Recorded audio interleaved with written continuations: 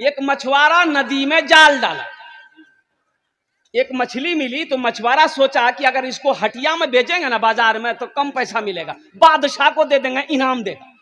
तो बादशाह के दरबार में मछली लेके पहुंचा। बादशाह को बोला कि हुजूर ये जाल डाले थे, ये मछली मैंने आपके लिए पकड़ी है, इसको ले लीजिए। तो बादशाह खुश हो गया। वजीर को बोला कि 200 दिरहम इसको इनाम में दे दो, 200 दिरहम इसको इनाम में दे दो। कितना इनाम दे दो? बोलो भाई कितना दे दो? तो उसकी बीवी ना, वो जो बखील थी उसकी बीवी कंजूस थी, बोले तोर दिमाग खराब भाग लो से, ये छोटो मछली 300 टका में ली थी, मछली नहीं लेना चाहते, पैसा रिटर्न करो, मछली धोक वापस। तो बादशाह बोला कि अल्लाह की बंदी, हम बादशाह हैं, दी हुई चीज वापस नहीं लेते हैं, ये तो मेरे शान के खिलाफ है। तो उसकी बीवी बोली कि सुनो, पैसा वापस करेगा एक तरीका है, वो मछुआरा से कहो कि ये मछली जी छी ये मर छी कि और अच्छी। अगर वो बोलती और अच्छी ते कहिए औरत मछली नहीं चाहिए, हमरा मर्द मछली चाहिए। अगर वो बोले कि नहीं मर्द है तो आप कहिएगा हमको मर्द नहीं औरत मछली चाहिए, बस ग्राम पैसा ते रिटर्न करता कि वो मछली लगे रही थी। तो कभी कभी आदमी बीवी के हाथों मजबूर हो जाता है, होता कि नहीं होता है? अरे बोलो नहीं हो, मूड़ी मत हिलावा, सुने युवराज नहीं, कल नस्तो बंद करी था। बादशाह मछुआरे को बोला है, बोला इधर आओ, ये बताओ ये मछली नर है कि मादा है? नर है के? अरे बोलो भाई नर है के मादा है? तो मछुआरा भी बड़ा चालाक था। मछुआरा बोला हुजूर ये मछली ना नर है ना मादा है, बीच वाली मछली। बोला बहुत अच्छा, 200 दिरहम और इनाम दे दो उसको। 200 दिरहम। अब उसकी बीवी तो और जल भुन गई कि हमें 200 टका रिटर्न चक्र में छला पूरा 400 दल लगी।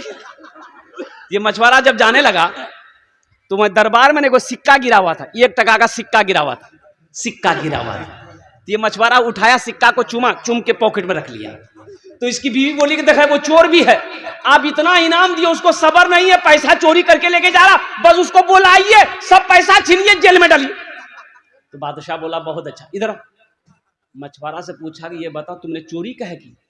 बोला हुजूर हम चोरी नहीं किए, ये सिक्का है ना इसमें आपकी तस्वीर है, आपका फोटो है, रास्ते में गिरा हुआ रहता कोई पैर दे देता तो बेअदबी ना होता, इसलिए हम उठा करके चूम लिए, पॉकेट रख लिए। बादशाह खुश हो गया, बोला 200 दिरहम और इनाम दे दो इसको। कुर्बान जाओ, जो सखी है ना वो जब तक सखावत नहीं करेगा उसे चैन नहीं मिलेगा। एक आपका ये जोकी इलाके में रानी बस्ती है, हरवा चौक के बगल में, वहां एक बाबू है सऊद बाबू, ईंटा भट्टा वाला, और मेरा बड़ा मद्दा है वो, अल्हम्दुलिल्लाह। अब यूं समझ लिया कि मैं अक्सर बेशतर उस रास्ते जब भी गुजरता हूं तो उनका फोन आता है कि हजरत आप जब भी आए तो कम से कम मेरे भट्टे में दुआ कर दें, अल्हम्दुलिल्लाह। तो बड़ा सखी है।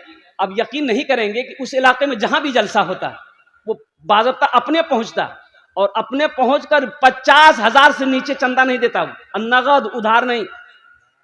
तो मैंने एक जलसे में कहा था सऊद बाबू अल्लाह आपको बहुत देगा, तो एक जुमला बोला था कि हजरत अल्लाह देता नहीं है तो हम खर्च कैसे करें? अल्लाह ही देता है जब भी हम खर्च करते हैं। और वो एक जुमला और बोला कि हजरत जानते हैं जिस दिन हम अल्लाह के रास्ते में खर्च नहीं करते उस दिन हमको अच्छा नहीं लगता। आज 3 भट्टे का मालिक है, 2 पेट्रोल पंप है, और कुर्बान जाओ अल्लाह कहता है कि मैंने तुम्हें दौलत दिया, तुम मेरे रास्ते में खर्च करो, तुम खर्च करते रहोगे हम तुम्हें देते रहेंगे, अगर तुम रोक लोगे तो हम भी रोक लेंगे। तो खर्चा करने में फायदा है कि रोकने में फायदा? बोलो भाई।